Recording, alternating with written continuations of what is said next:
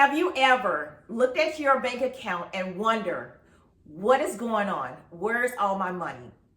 The news states the economy is strong, the stock market is up, and unemployment is low. Credit card statements are increasing. When you go to the grocery store, groceries are high, gas prices are high, but also the car insurance, the car premiums are high as well. Frank and I, we're here because we want to break down what is going on in the economy and how you're able to navigate this economy. Please like this video and subscribe to our channel. As we jump into this conversation about the economy is changing, Yes. and what you need to know, there's a scripture in the Bible that I really love. In Proverbs 3:5-6, it says, "Trust in the Lord with all your heart. Lean not to your own understanding, but in all your ways acknowledge him, and he will direct your path." Yes. And I think having that direction from God, having that relationship with God, Right. is critical for your success as a couple and as a family, and how you make decisions. Right. Because, life is about decisions and how you make them. And nobody makes better decisions than God. Right. And so you have to be connected. You have to be rooted and grounded. And you have to put your trust in the right place. You can't put your trust in things that are going to change. Right. You have to put your trust in something that's not going to change when everything around you is swirling and going around. Right. So as we start our first question, so when you look at the economy today, what's the biggest challenge facing families right now? Oh, I would tell you, and let me just say, my husband and I, we have to keep us on track. So we would tell you is that the biggest challenge that couples are facing right now is the cost of living. Like, cost of living has increased and it's not meeting where your income is. So when we think about the cost of living, like the groceries has increased. Like, we literally just looked at our grocery bill for the month of May, and it was over $846, right? And then you have childcare. Isabella last day was yesterday, so there's no more preschool anymore, right? So that bill has decreased as well. But the cost of living is what is impacting people, and not realizing there's a way to be able to navigate it, right? Because there's great news. There's the economy they're saying the economy is strong, right? But how do you navigate knowing that you're feeling the financial pressure, right? Although we cannot control the economy, but we can control our habits. We can't control the communication with one another. We can control the budgeting, right? We can also can control reducing our debt and saving, like building that emergency fund. So when the economy is shifting, right, because it comes in seasons, when the economy is shifting, we can say, okay, you know what, no matter what, we can stand. Like, we have security, we can be able to move our family forward.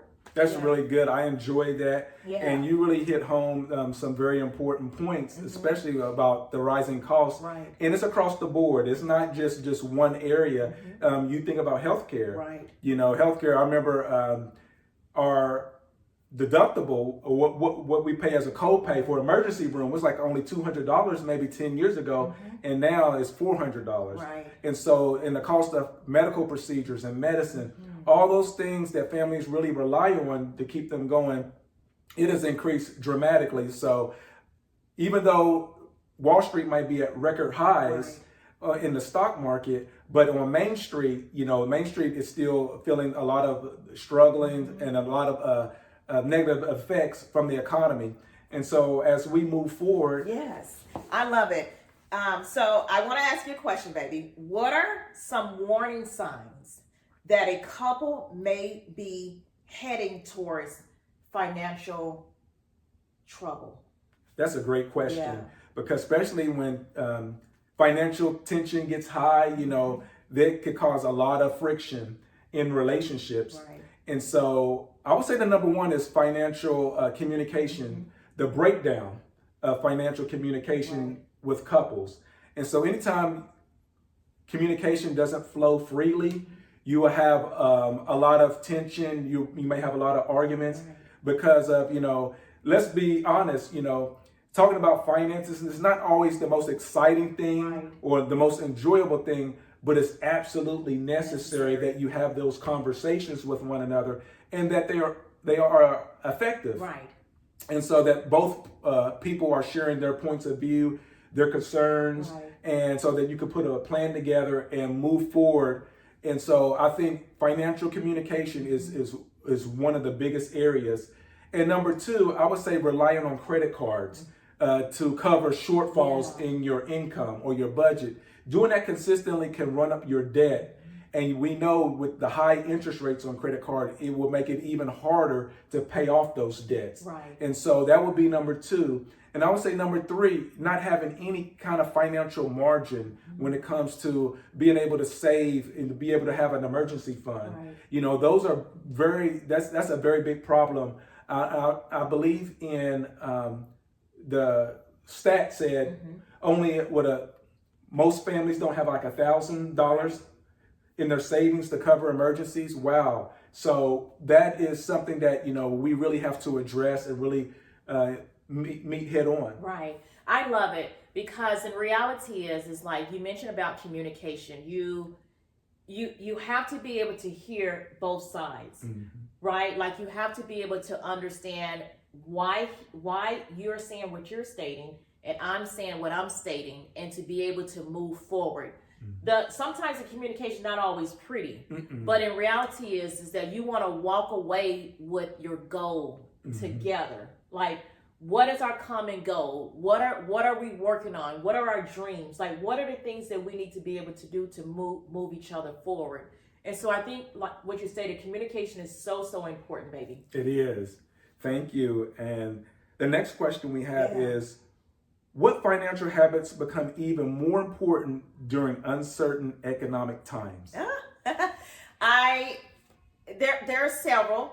I would say number one is the communication. Like my husband stated, you don't want to wait a year to just talk about finance. Like there has to be ongoing conversation. We just sat down last week and talked about our finances, right? Like we really I had to understand what he was saying, and he had to understand what I was saying, but we were saying the same thing, we're just saying something different. But in reality is we walked away understanding how we needed to be able to move forward. So that's number one. The second piece is, I know people don't like this, budgeting. People think budgeting is saying that you're restricted. It's literally stating that I am in control of my finance in a sense of I need to tell every dollar where it needs to go. Not someone or something coming in to tell us how we need to navigate the income and the expenses that we have, right? The third thing is building a emergency fund. Like the emergency fund is so very important. That would be number three. The fourth one is reducing your debt. Being able to sit down and really talk about, because there's a big elephant in the room, right? Why do we have this amount of debt? How are we going to be able to move forward as well, right? The other piece is being able to be flexible and nimble. Economy is going to up and down, right? But being able to be flexible and nimble because your priorities gonna shift, the goals are gonna shift. Like there's so many things that are changing, but you got to be able to be flexible and nimble. And I would say, baby, this is the most important one that I would tell people. Be grateful. I have two journals, one at work and one in our closet. One at work is to help me to not complain about little things or everything. Like I am grateful for this. I am grateful for that. Even in my closet, before I walk out that door to go to work or to do anything, I am grateful for this. I'm grateful for my husband. I'm grateful for my job. I'm grateful for Isabella. I'm grateful to have shoes on my feet, right? Because some people don't have shoes. So that I really do think like when write it out and say we're grateful, we appreciate life even more. Yeah. That is so wonderful. You dropped the gem on them, and I think that hit me right in the face. Yeah. Because grateful, that's one of the best principles that you can use, you can enact when you're going through uncertain economic times or different economic cycles. Right. It's being grateful for what you do have, being able to breathe, being able to talk, being able to think. Yes. A lot of things we take for granted. We do. But we shouldn't, because life is so very precious and it's short. And so we have to be able to be thankful and grateful for the big things and also the little things that make a huge difference in our lives. Right. I love it. Should couples continue investing? You know, we love investing when the economy feels uncertain. That's another great question. Yes. And so, the economic, our economy goes through different economic cycles. And so it's almost similar to different seasons. When the seasons change, the weather, the temperature changes. Right. And so it's similar in, the economy. It goes through different economic styles. Sometimes the economy is up, is going through a boom cycle, and sometimes the economy may be going down. But through it all, you have to be able to navigate through the different volatility that's when you go from season to season or economic cycle to economic cycle. And so, but having long-term goals is so very important when you're thinking about investing. Right. And so you just don't focus on just short-term volatility, but you're able to say our ultimate destination is to retire, or our ultimate destination is to pay off the car or to pay off the house. Our ultimate destination. And so, but just like a road trip, you start out and everything the weather's nice, it's smooth, but sometimes if you take a long enough road trip, you may run into a storm or two, or you may run into some traffic or construction or different things. But that doesn't mean that you turn around and go back home. What it do mean that it may take you longer, but you have to stay focused on your ultimate destination. And so that's what I would tell couples, and that's what I would tell people about investing. And even some of the best companies go through different cycles.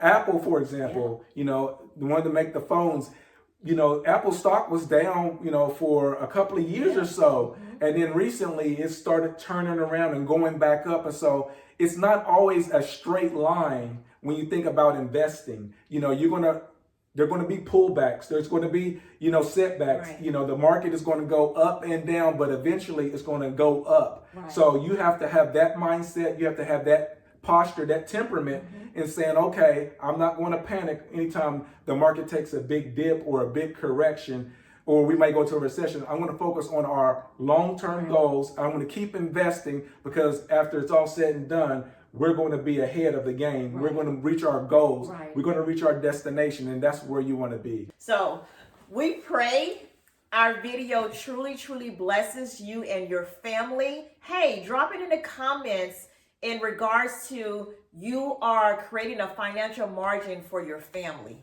Please like this video, subscribe to our channel so you can see what's coming next. Your financial journey is better together.